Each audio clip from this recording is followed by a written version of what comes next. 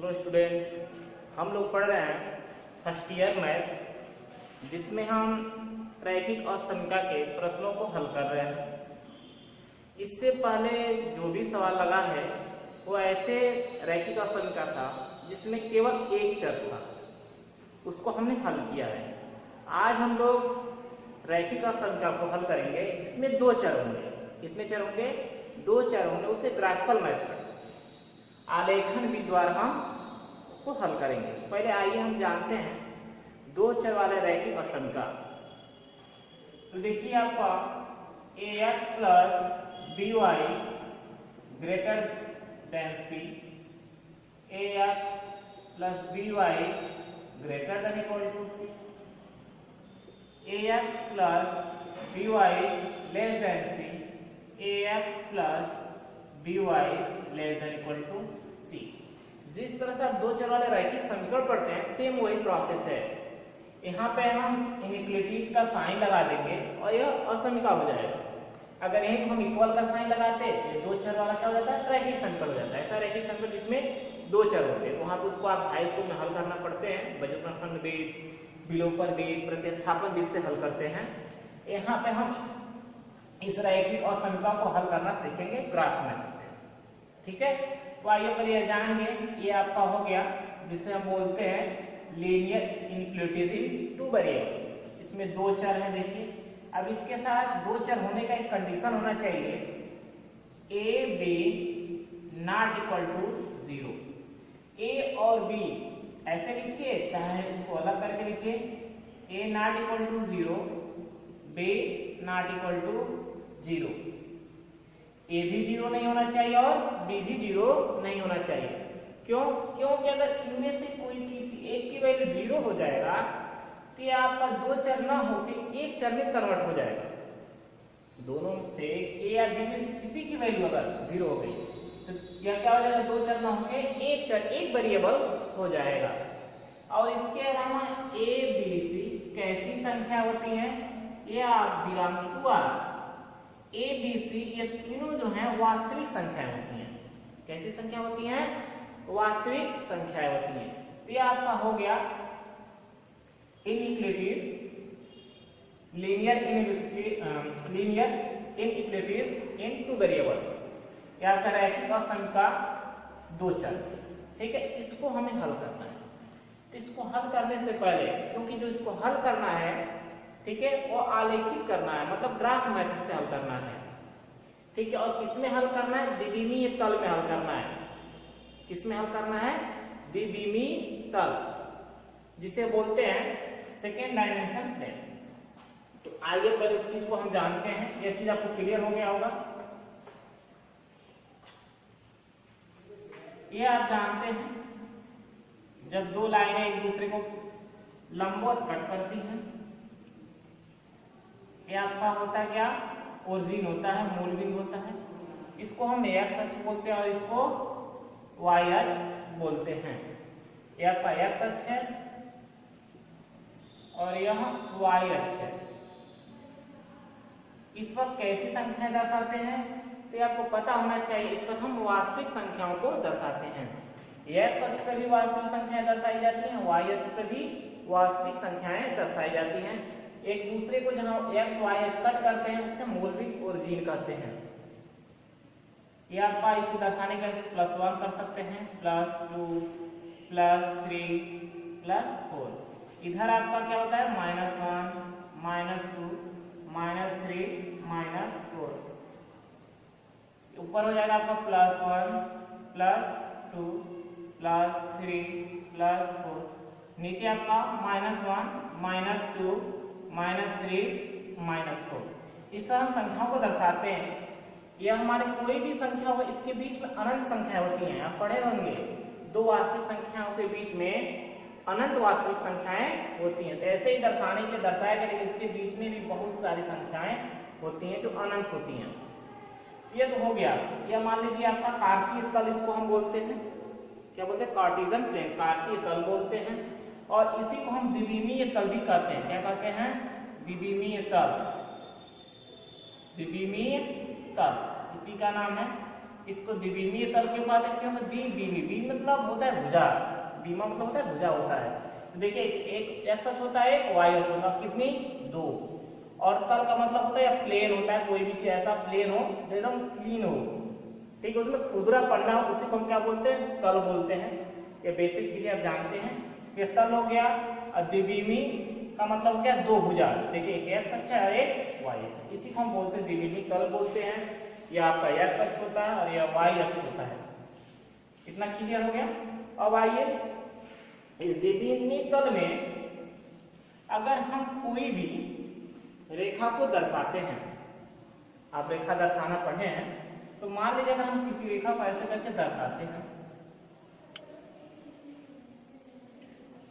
कि जो द्विविमीय तल है, यह आपका द्विविमीय तल है, 2 हिस्सों में विभाजित हो जाता है। कितने हिस्सों में? 2 हिस्सों में। एक इस रेखा के ऊपर, इस रेखा के नीचे, और रेखा को भी काउंट कर लें तब यह तल 3 हिस्सों में विभाजित हो जाता है। एक आपका रेखा के ऊपर, एक रेखा के नीचे और एक रेखा, ये आपका हो जाता है। इससे जो ऊपर होता है इसे हम बोलते हैं ऊपरी अर्धतल। क्या कहते हैं? ऊपरी अर्धतल। इस रेखा के नीचे जो होता है इसे हम बोलते हैं निचला अर्धतल। इसको क्या बोलते हैं? निचला अर्धतल। और ये आपका क्या होता है? रेखा होता है। ये जानना जरूरी है क्योंकि अभी सवाल जब लगेगा इन शब्दों का उपयोग होगा वहां पे। तो अब जानिए किसी भी रेखा को जब द्विविमीय तल में दर्शाया जाता है तो वह तल को 3 हिस्सों में विभाजित कर देता है। रेखा के ऊपर को हम ऊपरी अर्धतल, रेखा के नीचे को निचला अर्धतल तथा एक स्वयं रेखा होता है। ये आपका हो गया। किसी भी प्रकार से कोई भी द्विविमीय तल में किसी भी प्रकार से रेखा दर्शाइए, ऊपरा तल हो गया या निचला तल या रेखा। इसी तरह से भी आपका बनेगा जब भी आप दर्शाएंगे। ऐसे मान लीजिए ऐसे हो गया, फिर ऐसे कर दीजिए, यहाँ पर कर दीजिए ऊपरी तल, निचला तल और रेखा। ऊपरी अर्धतल, निचला अर्धतल और रेखा। आप चाहें इसको नंबर भी कर सकते हैं, जैसे फर्स्ट तल, इसको हम क्या कह सकते हैं? सेकेंड तल। तो आपका हो गया द्विविमीय तल में किसी भी रेखा को दर्शाना। जब रेखा को दर्शाएंगे तो वह 3 हिस्सों में विभाजित हो जाएगा, ऊपरी अर्धतल, निचला अर्धतल और रेखा। अब इसके अलावा यदि रेखा को आप, इसके अलावा यदि आप रेखा को y अक्ष के समांतर दर्शा दीजिए, कैसा दर्शा दीजिए? y अक्ष के समांतर। जैसे देखिए यह तल है, अगर कोई रेखा आप दर्शाते हैं वो y अक्ष के क्या हो गया? समांतर। अगर रेखा y अक्ष के समांतर हो गया तो यहाँ पे आपको बताना दिक्कत होगा, प्रॉब्लम हो जाएगा कि यहाँ पे यही रेखा है ना, देखिए एक तल यह है इसके साथ, एक तल यह है इधर और एक तल इधर है। तो यहाँ पे आपको बताना दिक्कत होगा कि ऊपरी तल कौन है और निचला तल कौन है। इसलिए इसको बताने के लिए ऊपरी तल और निचले तल की अपेक्षा हम इसको कहते हैं दायां। इसको क्या बोलते हैं? दायां अर्धतल, दायां अर्धतल कहेंगे, और इसको हम कहेंगे बायां अर्धतल। क्या इसको बोलेंगे? बायां अर्धतल। अर्धतल। तो आपको समझ में आ गया होगा जब हम किसी रेखा को द्विविमीय तल में दर्शाएंगे तो वह रेखा किस तरह से प्रदर्शित हो रही है उसी के हिसाब से हम तल को डिवाइड करेंगे। अगर y अक्ष के समांतर होगी तो दायां अर्धतल, बायां अर्धतल और स्वयं रेखा होगी। इसके अलावा किसी भी प्रकार से होगी तो ऊपरी अर्धतल और निचला अर्धतल, ये आपका हो जाएगा। तो इतनी चीजें आपको समझ में आ गया होगा। तो अगर इतना समझ में आ गया है तो आपको सवाल लगाने में कहीं भी प्रॉब्लम नहीं होगा। सवाल एक प्रोसेस है, उसी के तहत आपको लगाना है।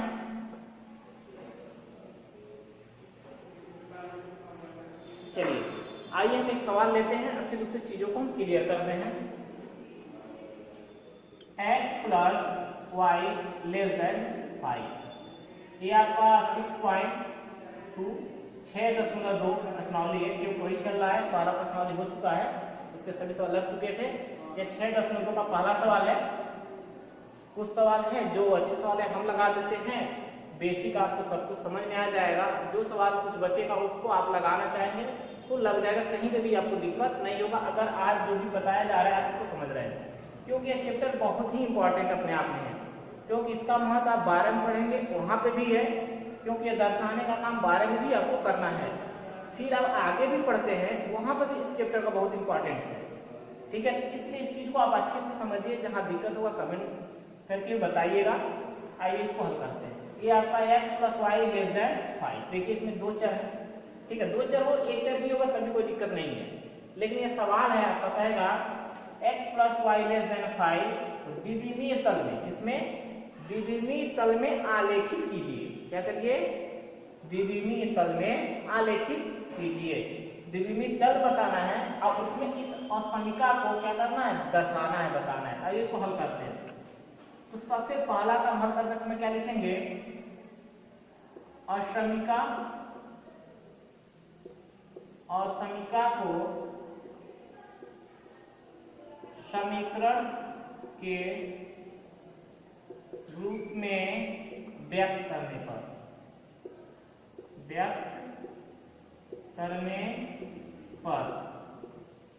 तो जब समीकरण शब्द यूज हो गया, इसका मतलब समीकरण में अस्तित्व में नहीं होता है, इसी को हटा के यहाँ पे इक्वल का साइन लिख देंगे। x + y = 5। ये आपका समीकरण। सभी सवाल इसके इसी तरह से आपको इबारतों का प्रयोग करके लगाना है। अब इसके बाद क्या करेंगे? समीकरण को द्विविमीय तल में निरूपित करने पर, निरूपित या दर्शाने पर, आइए अब इस समीकरण को हम द्विविमीय तल में निरूपित करते हैं, क्योंकि समीकरण को ही दर्शाना है, उसको दर्शाना जान गए, इसका मतलब ये असमिका आप दर्शा दिए। आइए ये आपका देखिए, हम बना रहे हैं पहले द्विविमीय तल। क्या हो गया? +1 +2 +3 +4 +5। ये हम अपनी जरूरत के हिसाब से लिखते हैं। -1 -2 -3 -4 -5 +1 +2 +3 +4 +5 -1 -2 -3 -4 -5। ये आपका द्विविमीय तल बन गया। अब इसको दर्शाना है, इस समीकरण को क्या करना है? दर्शाना है। तो आइए आपका समीकरण क्या है? x + y = 5। क्या देखिए यहीं पे नीचे लिख दीजिए x + y = 5। फिर यदि हम x = 0 कर रखते हैं, क्या करें? 0, तो y = हमें क्या प्राप्त होगा? 5। y = 0 हम पुट करें तो x = क्या प्राप्त होगा? 5। यह आप 10th में पढ़े हैं, ठीक है। और या नहीं पढ़े तो यहाँ पे भी जानिए, x = 0 रखिए, y की वैल्यू पता चलेगा, y = 0 रखिए तो x की वैल्यू। अब इसको समझने के लिए ऐसे बात कर देंगे।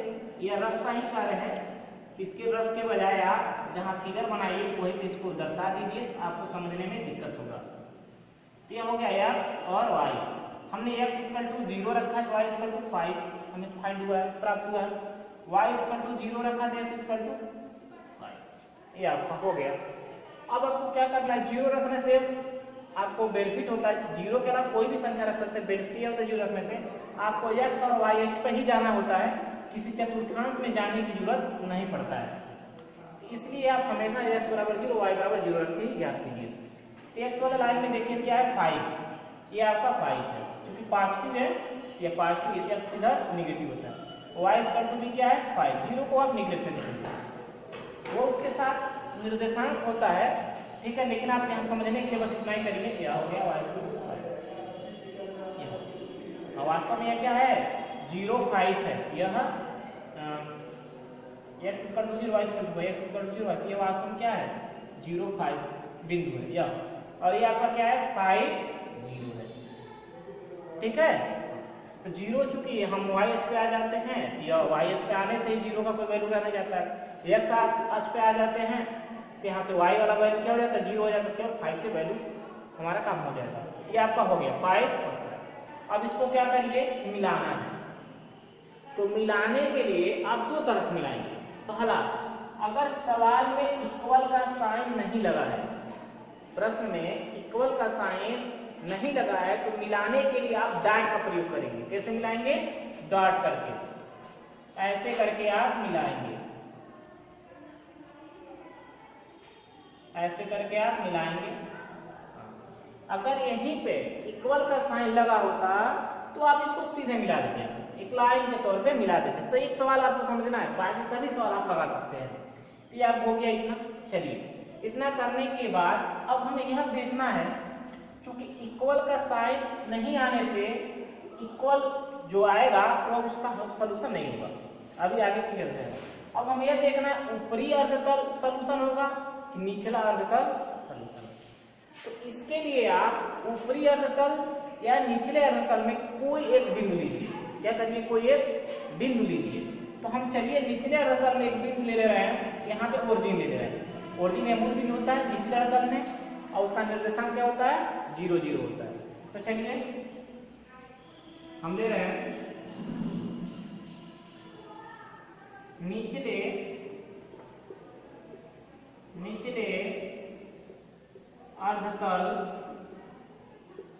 निचले अर्धतल में बिंदु 0 0 लेने पर 0 0 बिंदु ले रहे हैं असमिका से,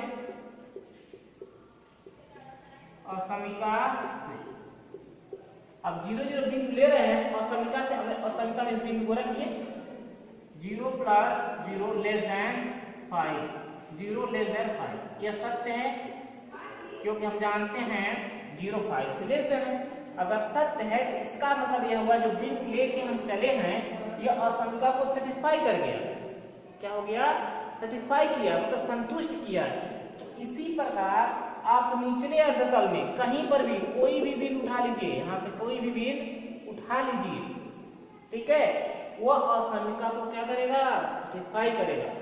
इसका तात्पर्य है निचले अर्धतल में बिंदु 0 0 लेने पर असमिका से इसको क्या कर गया, सेटिस्फाई कर गया। हम कहेंगे इसी प्रकार निचले अर्धतल का प्रत्येक बिंदु असमिका को संतुष्ट करेगा, असमिका को संतुष्ट करेगा।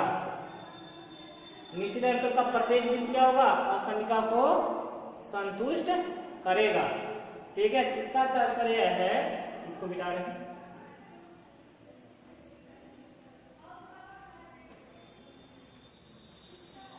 ऊपर लिख रहे हैं संतुष्ट करेगा। इसका मतलब निचले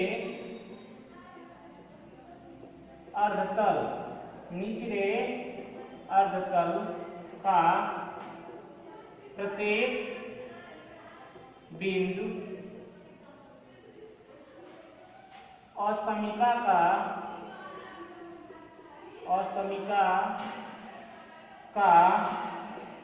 हल होगा,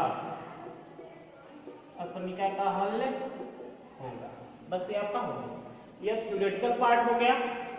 ठीक है, असमिका का हल हो गया। अब आइए ग्राफिकल आलेखन में इसका हल हम बताते हैं।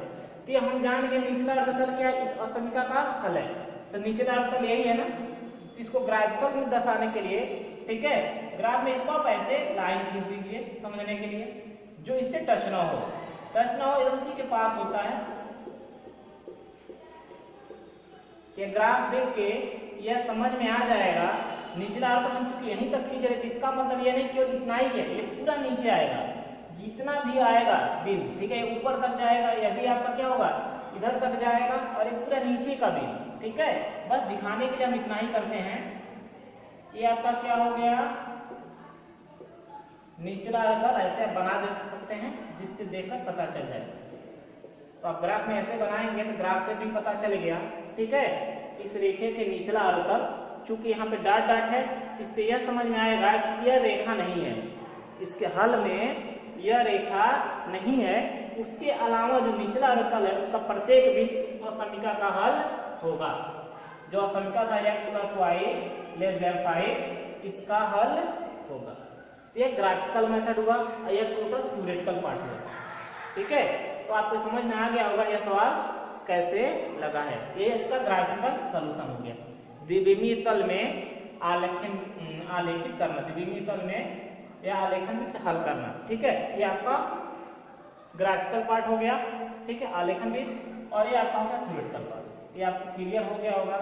सबसे पहले क्या लिखेंगे, असमीका को समीकरण के रूप में लिखने पर, फिर समीकरण को द्विविमीय तल में दर्शाने पर, फिर द्विविमीय तल में दर्शाने के बाद आप दर्शा देंगे, ठीक।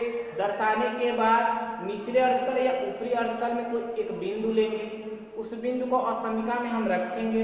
अगर असमीका को सेटिस्फाई कर गया, संतुष्ट कर गया, हम कह देंगे उस तल का प्रत्येक बिंदु असमीका का हल होगा और उस तल को ऐसे हम रेखांकित कर देंगे। आइए एक सवाल और लगाते हैं जिससे आपका कॉन्सेप्ट और क्लियर हो जाएगा। बस पहले चीजों को समझिए।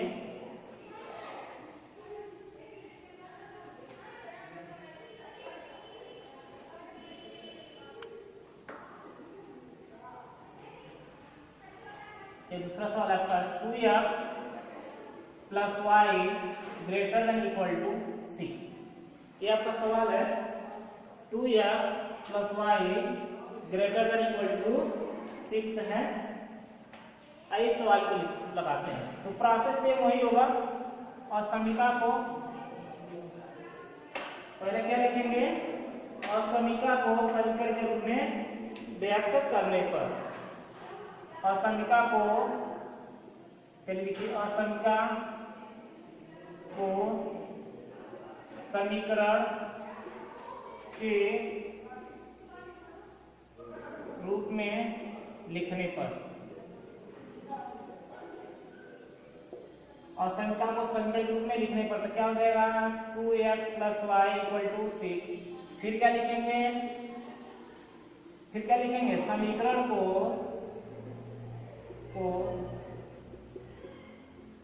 द्विविमीय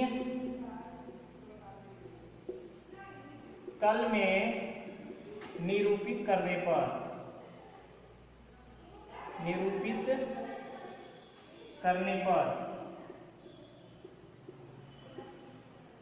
कैसे करेंगे, चलिए फिर सेम प्रोसेस। चलिए यहां हम करते हैं, यह द्विविमीय तल है, +1 +2 +3 +4 +5 करते हैं। एक पक्ष चलिए 5 कर दीजिए, -1 -2 -3 -4 -5 +1 +2 +3 +4 +5 -1 -2 -3 -4 -5। ये आपका हो गया। 2x + y है, इसको ऐसे रखिए, 2x + y = 6। ऐसे बॉक्स बनाइए। पिछले सब समझ रहे होंगे, पिछले वाले प्रश्न से x y, x = 0 रखिए, ये 0 हो जाएगा, y = 6, y = 0 रखिए, अगर ये 0 हो जाएगा 2x होगा, डिवाइड करेंगे तो 3, ये आपका आएगा। चलिए x वाला देखिए बॉक्स में कौन सा है, 3 है, ये आपका हो गया 3। y वाले में कितना है, 6 है, यहाँ पे यहाँ तक आ जाइए +6, ये आपका हो गया 6। चूंकि देखिए हम इक्वल का साइन लगा है ना, तो आप इसको जब मिलाएंगे दोनों पॉइंट को, तो आप सीधे मिला देंगे, ऐसे मिलाएंगे, डॉट डॉट करके नहीं मिलाएंगे क्योंकि इक्वल का साइन लगा है। अब हमें क्या बताना है, कोई भी पॉइंट लेके चलेंगे और वह देखेंगे असमीका को सेटिस्फाई कर रहा है कि नहीं कर रहा है, ठीक है। कोई भी पॉइंट लीजिए, आपके लिए सबसे बेहतर पॉइंट होता है ओरिजिन लीजिए। क्या लीजिए, ओरिजिन लीजिए, मूल बिंदु लीजिए, ठीक है। और वह अगर किसी एक तल में, बस बिंदु जो लेंगे आपके दिमाग में होना चाहिए, इस पे नहीं होना चाहिए, लाइन पे नहीं होनी चाहिए। तो आपके सबसे आसान होता है मूल बिंदु लेना, ठीक है, क्योंकि 0 0 रखिए, देखिए सेटिस्फाई कर रहा है कि नहीं कर रहा है, ठीक है। या उसके अलावा अब यहाँ पे कोई पॉइंट है, ये x अक्ष है, 2,0 है, इसको ले लीजिए, कोई भी पॉइंट आप ले सकते हैं। तो पहले सवाल में तो सेटिस्फाई किया है, अब हम लेके चले जिसमें सेटिस्फाई न करें, ठीक है, तब आप कैसे लेंगे, ठीक है। या इधर कोई पॉइंट ले लीजिए, तो चलिए सपोज करिए हमें ले लेते हैं 2 0 बिंदु या निचले अर्थल में, निचले अर्ध तल में बिंदु 2,0 लेने पर, यही है आपका 2,0 यही है, ठीक है। निचले तल में बिंदु 2,0 लेने पर, फिर अब क्या लिखेंगे, असमीका से, असमीका से तो क्या हो जाएगा, 2 × 2 + 0 greater equal to 6, 4 greater equal to 6, यह असत्य है। क्योंकि हम चाह भी रहे थे एक असत्य वाले के सवाल लेके चले, ऐसा बिंदु लें, अगर हम ऊपर बिंदु लेते तो वो सत्य हो जाता, तो सेम प्रोसेस पिछले सवाल का हो जाता। अगर असत्य आ गया है तब क्या लिखेंगे, इसका तात्पर्य है जो बिंदु लिए हैं वह जिस तल में होगा वह तल असमीका का हल नहीं होगा, वह तल असमीका का हल नहीं होगा। क्या लिखेंगे,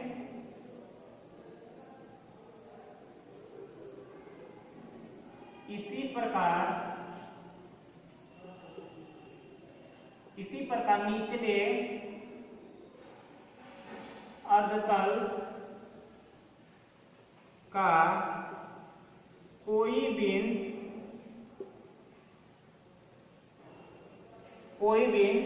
असमीका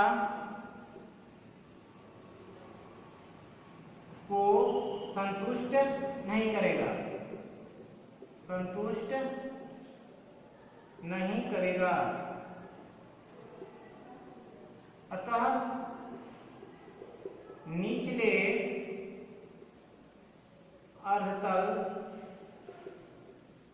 का कोई बिंदु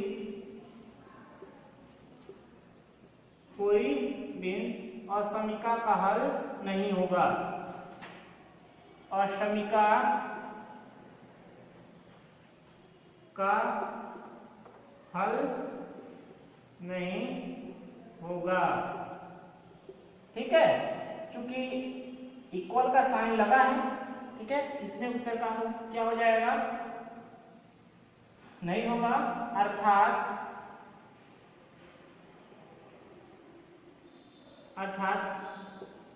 ऊपरी अर्धतल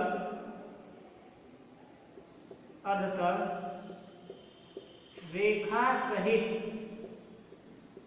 हाँ, क्योंकि इक्वल का साइन लगा तो रेखा सहित बोलेंगे, नहीं तो केवल ऊपरी अर्धतल कहते हैं। अर्थात ऊपरी अर्धतल रेखा सहित असमीका का हल होगा, असमीका का हल होगा,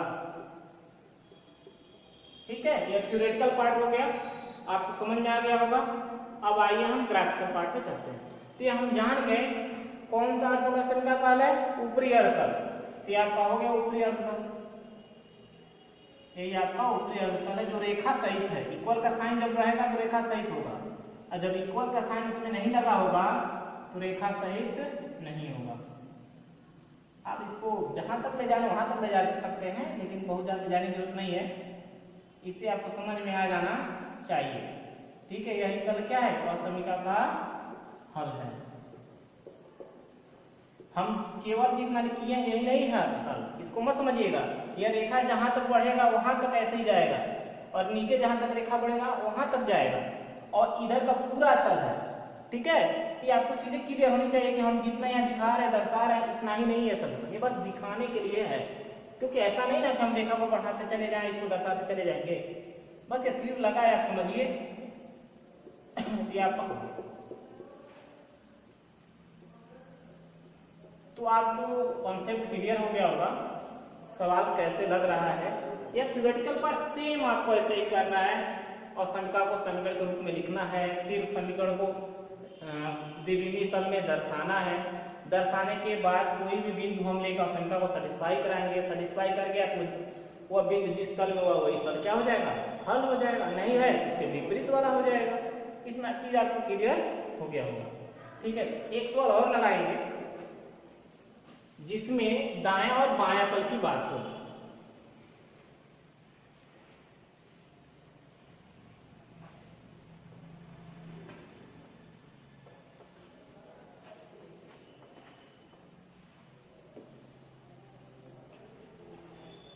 सवाल है आपका y लेस देन माइनस, ठीक है, ये 6.4 एक्सरसाइज चल रहा है।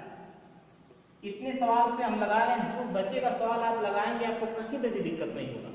ठीक है, बस आप अच्छे से वीडियो को बार बार जहां दिक्कत है उसको बार बार रिवीजन करके उसको देखिए। ठीक है, ये आपका है। चलिए पहला क्या लिखेंगे, और समीकरण को, इसमें दो चर राशियां नहीं है लेकिन तभी आपका समीकरण ही है, और समीकरण को समीकरण के रूप में व्यक्त करने पर, क्या लिखने पर,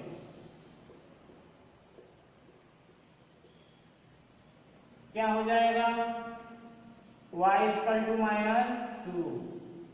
अब क्या लिखेंगे, समीकरण को द्विविमीय तल में आलेखित करने पर या दर्शाने पर,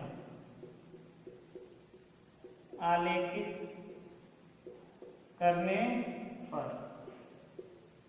तो क्या आपका हो जाएगा, इसे आइए आप आलेखित करिए।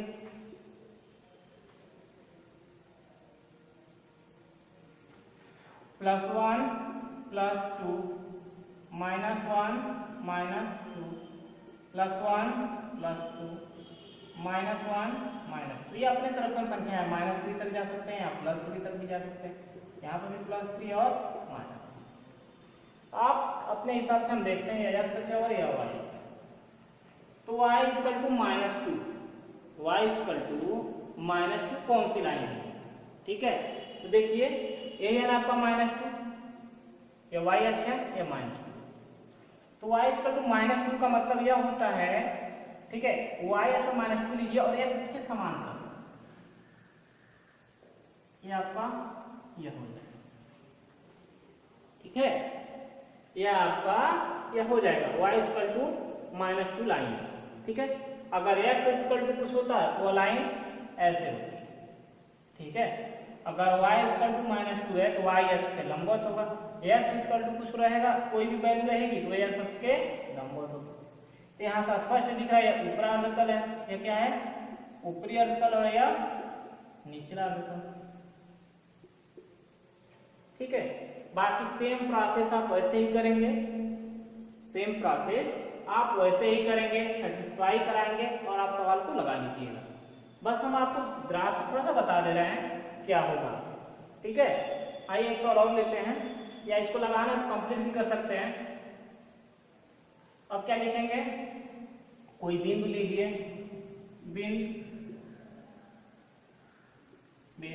चलिए कोई भी बिंदु लिखिए। यही आपका है ना ऊपरी अर्धतल और निचला अर्धतल। चलिए हम 0 0 को ही ले लेते हैं।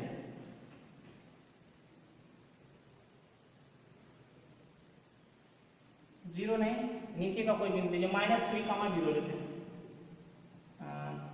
0 -3। ठीक है, निचले अर्धतल में लेने पर, निचले अर्धतल में लेने पर, और समीकरण से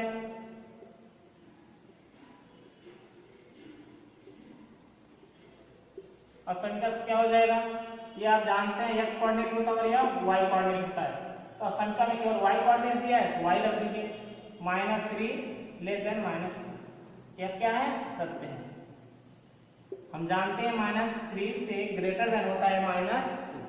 इसका तात्पर्य है निचले अवतल में लिया है बिन, निचले अवतल का प्रत्येक बिन, ठीक है, और समीकरण का हल होगा। क्योंकि इक्वल का साइन नहीं लगाया, केवल निचला अवतल होगा, ठीक है। लिखेंगे आता हूं, ठीक है। और भी बातें हैं, जैसे लिखे पिछले सवाल उसको देख लीजिएगा। हम सीधे आंसर लिख सकता हूं, निचले अर्धतल का प्रत्येक बिंदु असमीका का हल होगा। ये आपका हो गया, ठीक है। ग्राफिकल मेथड है, ये ग्राफ में इसमें चूंकि देखिए आप इक्वल का साइन नहीं लगाया तो रेखा हम ऐसे नहीं बनाएंगे, डाट करके होगा। कैसे होगा? डाट करके, ठीक है। ये आपका हो जाएगा, ये निचला अवतल आपका हो गया। तो यहाँ से आपको बेसिक समझ में आ गया होगा, ठीक है। और सब ये सवाल आपको लग जाने चाहिए, जो भी सवाल हो रहे हैं आप इसको लगाइएगा, आपको कहीं भी दिक्कत नहीं होगा। इसके अलावा अगर कोई भी सवाल हो आपके सामने, ठीक है, उसका निचला अवतल आंसर होगा, ऊपरी अवतल होगा, उसको हम आपको ऐसा बता रहे हैं कि आप केवल सवाल को देख के ही जान जाएंगे। बाकी थ्योरी आपको लिखने में दिक्कत नहीं होनी चाहिए, और सवाल को देखते ही आप जान जाएंगे निचला अवतल आंसर होगा कि ऊपरी अवतल होगा। रेखा सहित होगा कि रेखा के अतिरिक्त होगा? रेखा सहित तभी होगा जब इक्वल का साइन लगेगा, और रेखा के अतिरिक्त रेखा उसमें नहीं आएगा आपके हल में, केवल निचला या ऊपरी अवतल आएगा जब केवल ग्रेटर देन या लेस देन का साइन होगा।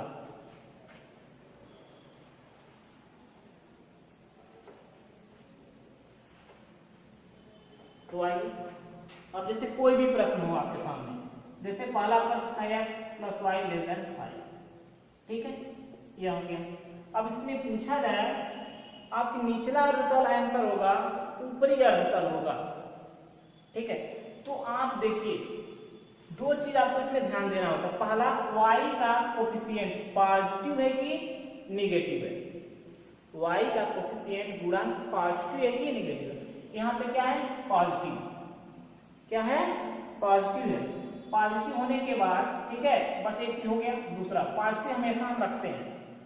लेस देन है, लेस देन का मतलब होता है, ठीक है, निचला, निचला अर्धतल, निचला अर्धतल। लेस देन है, ठीक है, अगर ये आपका लेस देन का चिन्ह लगा है, ठीक है, तो निचला अवतल। कौन लेस देन है? y लेस देन है, ठीक है। अगर y क्या है? y ग्रेटर देन है। y क्या है?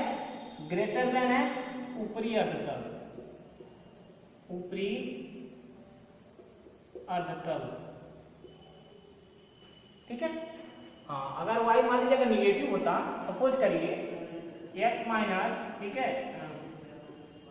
2x minus 3y greater than 6, क्या है? निगेटिव है। तो y के कोफिशिएंट को निगेटिव नहीं रखना है, हमेशा पॉजिटिव आपको ध्यान देना है, नहीं कि इसके अलावा दो कंडीशन और हमें बनाना पड़ेगा। तो उसके बजाय आप y को इधर भेज दीजिए, क्या हो जाएगा?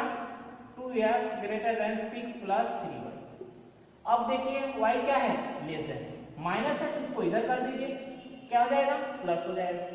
फिर आपका हो गया, तो दो ही करने देखिए, y क्या है? लेस देन हो गया, y क्या है? लेस देन है। चला, इस तरह से आप जान जाएंगे कि निचला अवतल आंसर होगा कि ऊपरी अवतल होगा। आपको दिक्कत नहीं होना चाहिए। माइनस के साथ भी हम कंडीशन बना सकते थे, लेकिन आप दो ही कंडीशन रहेगा तो आपको ज्यादा समझ में आएगा। लेस देन का मतलब निचला अवतल, ग्रेटर देन का मतलब ऊपरी अवतल। बस ये आपको ध्यान देना, y का जो कोफिशिएंट है पॉजिटिव हमें हमेशा रखना है। निगेटिव है तो उसे इधर भेज दीजिए, पॉजिटिव हो जाएगा, और पॉजिटिव अगर इधर ही है तो कोई दिक्कत नहीं है। तो आपका यह कॉन्सेप्ट था जानने के लिए। इस एक्सरसाइज को 6.2 को लगाइएगा, सभी सवाल आपको बहुत ही आसानी से लग जाएंगे। अब हम लोग अगले वीडियो में, यहाँ पे केवल एक रैखिक असंख्या था 2 चर में, ठीक है, जिसको हमने हल किया है। अगले वीडियो में एक से ज्यादा रैखिक असंख्याएं होंगी जिनका संयुक्त हल हम ग्राफ मेथड से हल करेंगे। इसको आप लगाइए, फिर हम लोग अगले वीडियो में मिलते हैं। धन्यवाद।